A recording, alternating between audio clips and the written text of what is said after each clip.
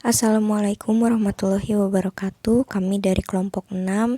Di sini kami akan mempresentasikan mengenai penetapan produk unggul dan manajemen inovasi. Yang beranggotakan Herda Hedona sebagai pemateri pertama, Rula Nur Syafitri sebagai pemateri keempat, Gina Utami sebagai pemateri kedua, dan Silmi Zalmiati sebagai pemateri ketiga. Terima kasih kepada moderator yang telah memberikan saya waktu untuk memaparkan materi. Saya akan memaparkan tentang pengertian kreativitas dan inovasi. Menurut Sulaiman Sahlan dan Maswan, kreativitas adalah ide atau gagasan dan kemampuan berpikir kreatif. Dalam konteks manajemen, peran fungsi kreativitas dalam proses inovasi merupakan pembangkitan ide yang menghasilkan penyempurnaan efektivitas dan efisiensi pada suatu sistem. Aspek penting dalam kreativitas adalah proses itu sendiri dan manusianya. Jadi, menurut Sulaiman Sahlan dan Maswan, kreativitas merupakan sesuatu yang sangat penting untuk menciptakan ide dan sebuah gagasan yang membuat kreativitas kita meningkat untuk memajukan sebuah produk. Lalu, dapat menyempurnakan efektivitas dan efisiensi yang akan sangat membantu untuk menetapkan produk unggul dan manajemen inovasi. Innovation sendiri ialah suatu ide, barang, kejadian, metode yang dirasakan atau diamati sebagai suatu hal yang baru bagi seseorang atau sekelompok orang, yaitu masyarakat. Baik itu berupa hasil invensi atau discovery. Inovasi diadakan untuk mencapai tujuan tertentu atau untuk memecahkan suatu masalah tertentu.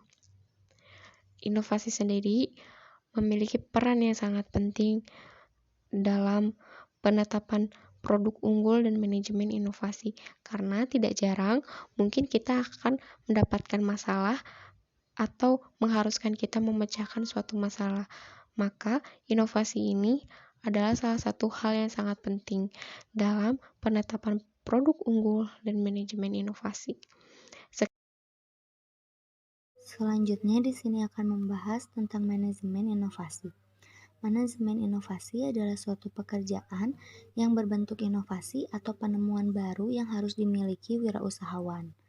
Seorang wirausahawan dituntut agar terus berinovasi, menghadirkan suatu hal yang baru, yang unik, yang lebih efisien, dan lebih baik dari produk dan jasa sebelumnya. Seorang wirausahawan yang dapat terus-menerus melakukan sebuah inovasi dalam usahanya, maka dapat mempertahankan usahanya hingga jangka waktu yang panjang. Seorang wirausaha memerlukan manajemen inovasi untuk mengatur ide-ide hasil kreativitas dan inovasi. Keberadaan ide-ide tersebut harus diatur dan disusun secara sistematis agar sesuai dengan pengembangan usaha melalui sistem yang terstruktur, sistematis, efisien, dan berkelanjutan. Maka dari itu perlu disadari oleh seorang wirausaha bahwa dari 1000 ide yang brilian, mungkin hanya satu yang menjadi inovatif. Untuk menghasilkan 100 jenis produk dalam 1 tahunnya, maka dibutuhkan 100.000 ide yang brilian. Banyak ide tersebut akan menuntut manajemen inovasi yang baik untuk menghindarkan ide-ide yang menumpuk dan terlambat untuk diperkenalkan di pasaran. Di sini, manajemen inovasi memegang peranan penting dalam pertumbuhan perusahaan dan menguasai persaingan. Contoh perusahaan yang mengelola inovasi dengan baik, salah satunya yaitu Apple.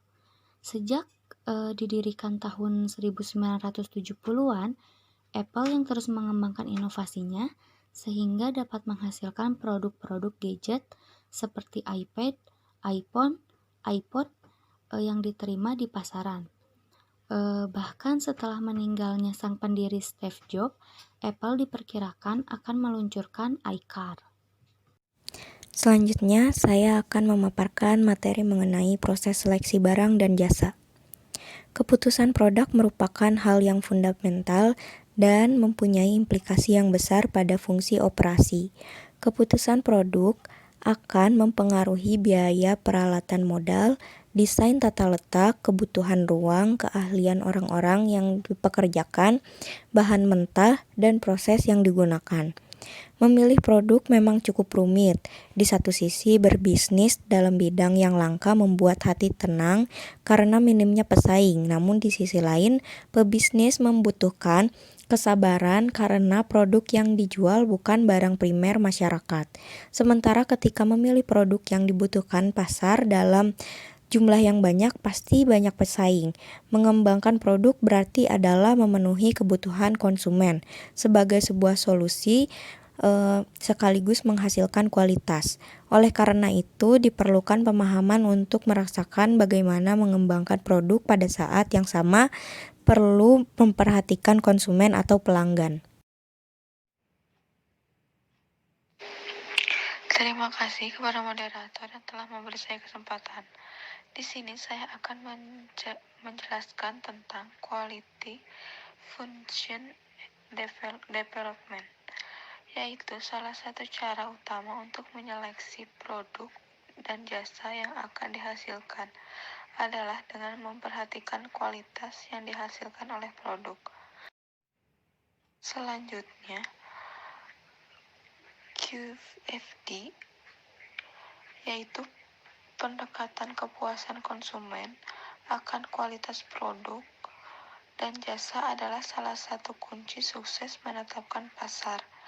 Dasar utama yang dilakukan adalah menilai keberhasilan penerapan kualitas produk atau jasa yang diunggulkan. Selanjutnya, quality function development adalah suatu proses menetapkan keinginan pelanggan tentang hal-hal yang diinginkan konsumen dan menerjemahkannya menjadi atribut pada produk dan jasa agar setiap area fungsional usaha dapat memahami dan melaksanakan alat yang digunakan dalam QFD adalah rumah kualitas atau House of Quality, yaitu merupakan teknik grafis untuk menjelaskan hubungan antara keinginan konsumen dan produk atau barang dan jasa.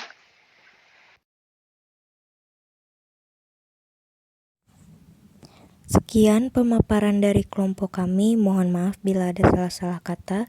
Wassalamualaikum warahmatullahi wabarakatuh.